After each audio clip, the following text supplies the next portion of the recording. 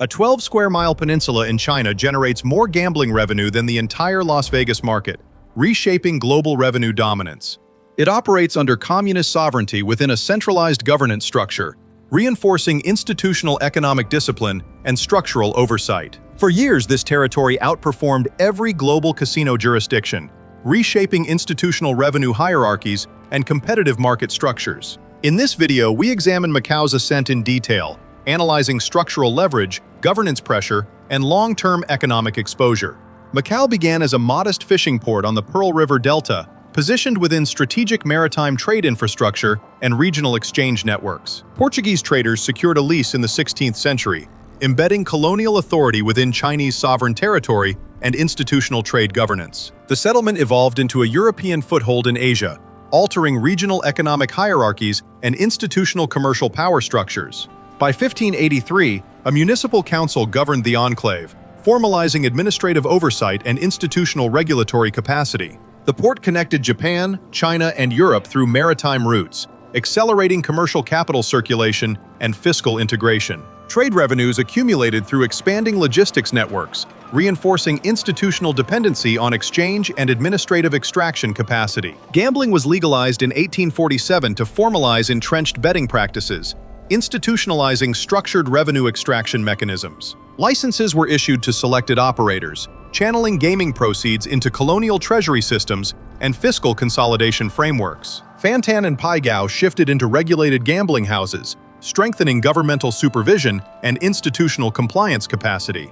Tax inflows expanded administrative capacity across the colony, entrenching gambling as structural economic foundation and fiscal dependence. Macau pivoted from maritime trade hub to regional gaming center, redefining fiscal identity and long-term economic orientation. In 1962, authorities granted STDM a monopoly concession, concentrating institutional gambling authority and regulatory control. Stanley Ho modernized fragmented casino operations, transforming informal gambling rooms into vertically integrated institutional enterprises. High-speed ferries linked Hong Kong financiers to Macau casino floors, compressing geographic transaction friction and capital transfer latency. Junket operators extended private credit to high rollers, amplifying revenue concentration and off-balance sheet leverage exposure.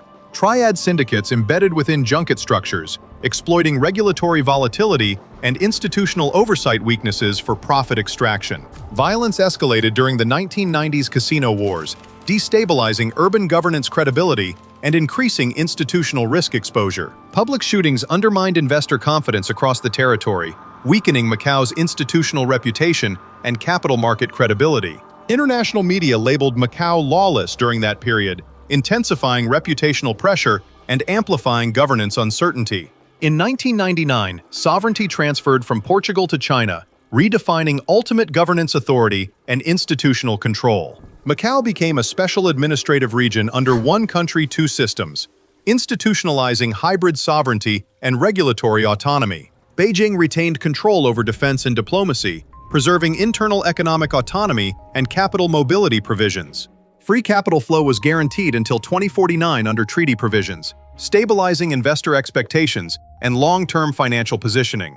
Stability returned under new sovereignty arrangements, recalibrating institutional power distribution and long-term governance equilibrium. The monopoly concession ended in 2002 through regulatory restructuring, dismantling concentrated gambling authority. American casino corporations entered the Macau market after liberalization, intensifying competitive dynamics and structural capital reallocation. Las Vegas Sands opened Sands Macau in 2004, injecting foreign capital and accelerating structural market transformation. The project recouped its full investment within 10 months, validating aggressive capital deployment strategy and institutional expansion discipline. Open casino floors replaced enclosed gambling dens, restructuring consumer experience architecture and institutional revenue throughput. Mainland visitors surged across the border after liberalization, amplifying cross-jurisdictional revenue flows and capital circulation. In 2006, Macau surpassed Las Vegas in gaming revenue, altering global casino hierarchies and institutional market positioning.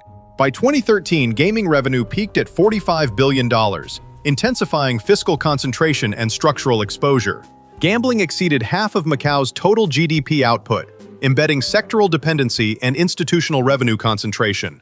The individual visit scheme expanded mainland tourist inflows after 2003, reinforcing consumption-driven growth and revenue expansion. Beijing tolerated capital circulation through Macau for strategic reasons, containing mainland regulatory exposure and financial volatility. Anti-corruption campaigns targeted VIP gambling segments, suppressing speculative volatility and tightening institutional oversight. Macau's prosperity became politically conditional over time, linking revenue stability to centralized policy discretion and regulatory leverage.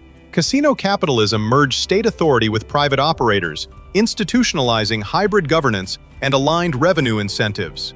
Macau evolved into a controlled economic laboratory, testing state-managed capitalist mechanisms and regulatory experimentation capacity. Sovereignty remained centralized in Beijing throughout this expansion phase, constraining autonomous strategic maneuvering and local policy flexibility. The growth model functioned efficiently for years under stable conditions, exposing structural fragility during systemic economic disruption. In 2020, pandemic restrictions halted tourism inflows across Macau, compressing institutional revenue streams and fiscal stability.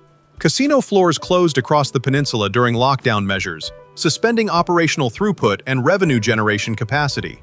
Revenue collapsed from $45 to $22 billion, revealing structural exposure during systemic economic contraction. Gaming comprised over 90% of tourism income before the crisis, embedding deep structural dependency within Macau's fiscal architecture. Beijing conditioned license renewals on diversification mandates, imposing regulatory compliance pressure on casino operators. Casino operators pledged $13 billion toward non-gaming projects, reallocating capital to support diversification capacity.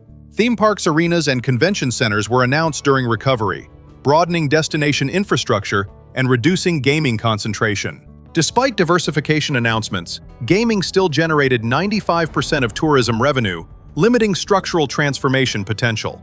Capital exchange controls tightened for mainland visitors during enforcement reforms, restricting liquidity channels and limiting transaction capacity.